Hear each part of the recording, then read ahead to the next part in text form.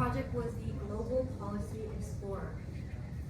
So the problem is global policy and treaty documents are fragmented, dense, and difficult to compare across countries and legal systems. Legal and policy research is often inaccessible. What we lack is a way to democratize all policies, treaties across countries, and help everyone get a universal understanding in plain language, no technical expertise required. So the target users would be policy analysts, government usage, and also academia. So the solution I used was use Microsoft ML Web. So what that does is lets users ask complex questions like compare climate commitments of G7 countries. I used GraphRag that builds a graph that connects entities and ideas. Policies isn't just about isolated clauses. It's about how they interrelate. GraphRag shows connections and patterns for the first time. And I use Weaviate for semantic index for individual policy clauses. So for the first time, users from anywhere in the world can query one universal model. So here's an example of multiple user queries. For example, the user queries what is the Paris Agreement, and the response is France agrees to reduce carbon emissions by 40% by 2030. Another example is what is a Montreal Protocol? Countries agree to phase out ozone depletion substances like CFCs. So here's an example of what the GraphRag outputted.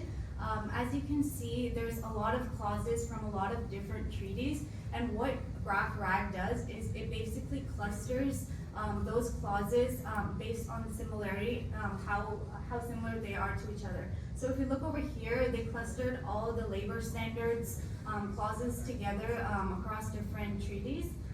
If you look over here, it clustered all the carbon neutrality and the green deals, and for the UI-wide carbon neutrality, and basically all the clauses related to that. So we go beyond trying to get a complete understanding of the world around us. We think beyond. It's not just about what's in the policies, it's how the counties connect to each other. So with GraphRag reasoning, we're able to explore relationships between countries, clauses, and outcomes. Yeah, that's my project. Thank you. Woo.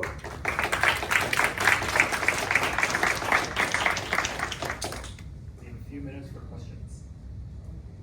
Yeah.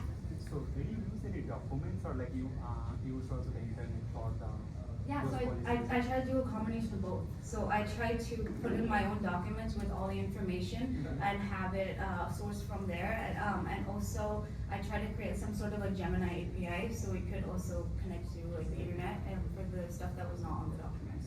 Oh, okay, so it's like when you ask questions, those. Yeah, that's what I'm aiming towards. Yeah.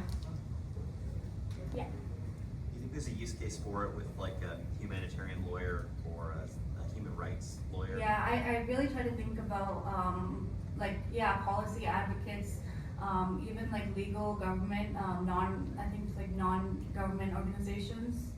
So yeah, it's a great point. Hi, yeah. Hi, great job. This is really interesting. Could you see this spinning off into being like, first you do government, country, and policy, and then what's the next realm that you might do? Or would you just stay with this topic? Yeah, I think I would stay with this topic because what I found is we lack having like a one universal place that you can go and find like treaties and stuff from all different countries, and it's like very inaccessible for if you're trying to find very like countries that are not on the UN, for example. So I would just try to go further in there.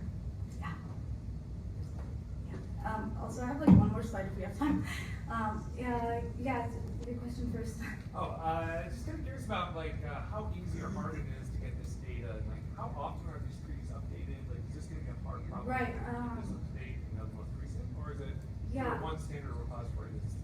Yeah, I think I want to add like some real-time updates. So whenever new treaties come in, to have it go directly. Automating that process is something that I should think about. Yeah. In exploring the data that you bring to the graph, did you find anything interesting or any patterns that you didn't expect? I think what most I found interesting was like a graph rag and actually being able to just feed in the data and it automatically clusters it. I just, instead of manually going through and trying to find like carbon emissions across like all these different treaties and all these different countries, if we just feed it in and automatically does that through the graph rag really fast. I don't know exactly what that means because you can now go to one centralized place and you can see all the different like if you're looking at like migration or if you're looking at climate and you can just go to that direct place. I think the last slide. So I bet you'll ask about differentiation. So for this project, it has the first mover advantage. Like few products have like clause level semantic search. Having both like graph-based reasoning and generating summaries. So it's not just a document parsing system, it's actually an intelligent engine that gives clause-level comparisons across treaties, and it covers international agreements across climate, trade, labor, migration, and digital governance. And lastly, and most importantly, the why. So it empowers transparency and accountability in a global governance. Thank you. Excellent, give it up.